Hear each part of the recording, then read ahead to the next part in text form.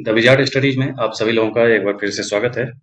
Supreme court के द्वारा डॉक्टरों की सुरक्षा के लिए राष्ट्रीय टास्क फोर्स का गठन किया गया है। इसमें जो मुख्य प्रावधान है उसको उस पर ध्यान दें कि राष्ट्रीय टास्क फोर्स जो एनटीएफ कहा जाता है, एनटीएफ को चिकित्सा पेशेवरों की सुरक्षा और कल्याण सुनिश्चित करने के लिए एक कार्य योजना तैयार करने का आवश्यक दायित्व सौंपा गया है, जिसमें लिंग आधारित हिंसा को रोकने और प्रशिक्षुओं, रेजिडेंट डॉक्टरों और गैर रेजिडेंट मेडिकल डॉक्टरों के लिए सम्मानजनक कार्य स्थितियां बनाने पर विशेष ध्यान दिया जाएगा। ये विशेष तौर पे सुप्रीम कोर्ट के द्वारा कहा गया है। कार्य योजना में कई प्रमुख क्षेत्रों पर ध्यान दिया जाएगा, जिसमें कई चीजें शामिल है।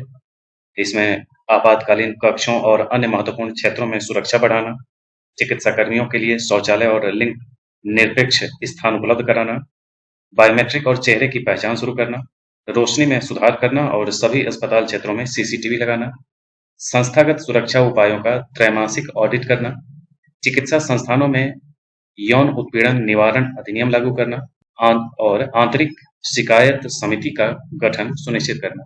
तो ये सारे प्रावधान इसमें शामिल हैं। स्वास्थ्य कर्मियों के समक्ष चुनौतियां क्या-क्या हैं, इसे भी समझ लें। तो उच्च रोगी से कर्मचारी अनुपात के परिणाम स्वरूप उच्च कार्यभार होता है और स्वास्थ्य सेवा से जुड़े लोग लंबे समय तक काम करने और अत्यधिक दबाव और आराम के लिए अपर्याप्त समय के कारण बर्नआउट का आनंद लेते हैं। स्वास्थ्य कर्मियों के प्रति हिंसा के उदाहरण, जिनमें मौखिक दुर्व्यवहार और शारीरिक हमले शामिल हैं, उनका कई बार उल्लेख किया गया है। स्वास्थ्य सेवा कर्मियों का वेतन, विशेष रूप से सार्वजनिक क्षेत्र या ग्रामीण क्षेत्रों में कार्यरत कर्मियों का वेतन, रहने की लागत और नौकरी की मांगों की तुलना में काफी कम है। स्वास्थ्य देखभाल सुविधाओं में खराब बुनियादी ढांचे में उचित स्वच्छता की कमी है, अविश्वसनीय बिजली और अपर्याप्त चिकित्सा अपशिष्ट नियंत्रण शामिल है, जो रोगी देखभाल और श्रमिक सुरक्षा में समझौता करते हैं। स्वास्थ्य कर्मियों को स्वास्थ्य एवं सुरक्षा संबंधी खतरों के साथ-साथ संक्रामक रोगों के जोखिम का भी सामना करना पड़ता है, विशेष रूप से ऐसे कम संसाधन वाले वातावरण में जहां संक्रमण नियंत्रण उपाय अपर्याप्त हैं। स्वास्थ्य सेवा पेशेवरों को कानूनी संरक्षण का जो वर्तमान परिदृश्य है वो ये है कि वर्तमान में देश भर में स्वास्थ्य सेवा कर्मियों की सुरक्षा के लिए कोई अनिवार्य कानून मौजूद नहीं है। 2020 तक 19 राज्यों ने अपने कानून लागू कर दिए थे, जिनमें से प्रत्येक में अलग-अलग प्रावधान थे।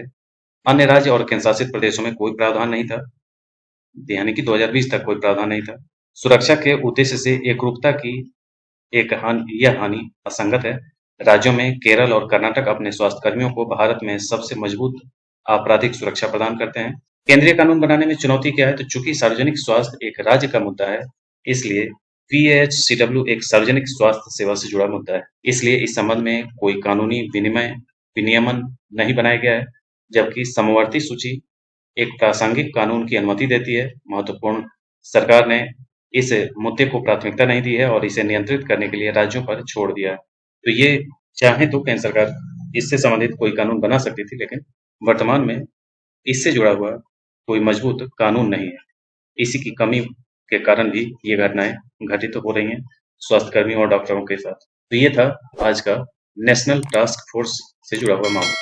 इसी ढंग के अन्य अपडेट्स के साथ हम फिर मिलेंगे। आज के लिए इतना ही। धन्यवाद।